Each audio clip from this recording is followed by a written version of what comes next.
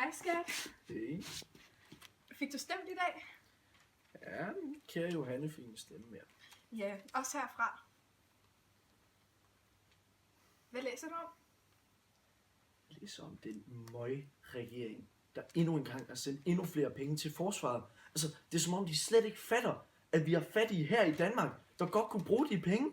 Vi bruger så mange midler, så mange ressourcer på at sende ud af landet for at lave krig og ødelæggelse, når vi har så mange problemer herhjemme. Kan de ikke for en gang skyld bare indse det? At det er herhjemme, vi skal løse vores problemer først? Ja. Du har bare så ret.